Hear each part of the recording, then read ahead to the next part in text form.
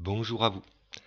Alors, je vous propose un nouveau mot, c'est la rébellience. La rébellience, c'est militer pour le vivant, mais d'une certaine façon. Je vous propose quelques définitions. C'est l'art de se rebeller contre ce qui agresse la vie dans une alliance avec les vivants, que ce soit les arbres, animaux, rivières, les humains, les montagnes, les forêts. C'est aussi créer un acte militant poétique et symbolique sans violence pour la vie et au service de la vie. Donc prenant conscience de notre appartenance au vivant, nous renonçons à une position de simple spectateur et nous agissons dans une dynamique créative pour remettre en cause un système engendrant un écocide généralisé. Donc voilà les propositions que je vous fais.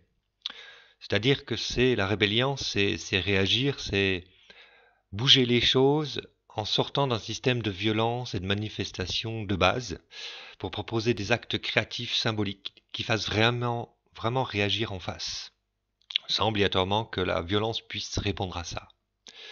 Donc ça demande des compétences. Dans les compétences à développer, je dirais qu'il y a l'esprit critique, évidemment, l'intelligence coopérative, parce que ça se fait ensemble.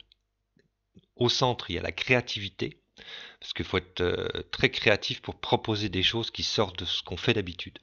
D'ailleurs, je vous propose, vous verrez à la fin, une vidéo sur développer sa créativité. La joyauté, ça c'est un concept aussi que j'ai mis en vidéo qui parle de faire ça dans la joie et dans la beauté. C'est créer des actes de beauté comme réaction militante.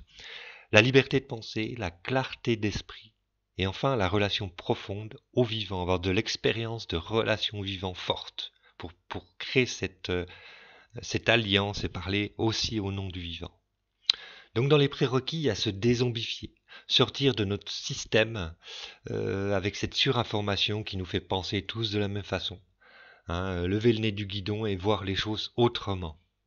Sans ça, on ne développe pas les compétences présentées précédemment.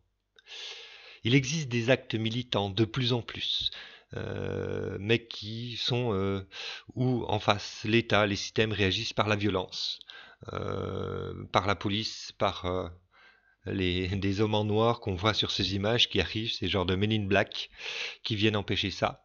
Et de plus en plus d'idées essayent d'émerger, des personnes qui montent dans les arbres, qui font des grèves de la faim, qui se collent les mains, comme on voit en bas à gauche sur des voitures, qui s'accrochent à des filets de tennis. Voilà, il y a une recherche pour vraiment être efficace dans cette dynamique-là. On a aussi les scientifiques qui sont en rébellience, qui réagissent, qui bougent. Mais pour le moment, on a des choses qui sont beaucoup des manifestations et des réactions qui sont réprimées par la violence. Donc c'est comment on pourrait, ensemble, avec des artistes, des créatifs, aller au-delà, pour que le système en face ne puisse pas réagir et que ça fasse bouger les gens dans leur réflexion par rapport à ça. On commence à voir les artistes, de plus en plus des artistes qui proposent des œuvres en connexion avec la nature. Et on a des mouvements poétiques, artistiques qui se mettent en place. Et là, il y a une ouverture vraiment qui se fait de choses nouvelles, qui invite vraiment pas à réagir avec de la violence en face, mais plutôt de la réflexion, pour que les choses bougent. Donc dans la rébellience, je dirais qu'elle est à tous les niveaux. On voit que ça bouge à tous les niveaux.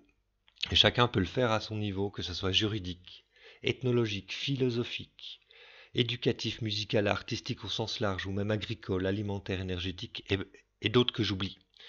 Et c'est une transformation sociale et de culture pour vraiment faire bouger les lignes, offrir quelque chose de créatif, dans la beauté, dans le poétique. Personnellement, c'est plutôt le monde éducatif qui m'intéresse, où on voit en haut à droite les écoles du dehors qui sont une dynamique, pour moi, qui participe à ce changement de société, dans vraiment une connexion avec le vivant. Donc la rébellion, c'est aussi une alliance avec les peuples autochtones qui sont vraiment connectés à cette nature pour créer ensemble un autre monde plus vivable mais surtout plus désirable. Leur histoire, leur mémoire, leur expérience peut aussi être dans cette collaboration. Donc voilà. Et aussi, vous verrez pour la suite une autre vidéo qui ira avec, qui est vraiment sur le lien entre ces peuples autochtones et les modernes, comment cette alliance est possible, comment ce métissage est possible pour créer un troisième monde. Eh bien, merci pour votre écoute et à bientôt.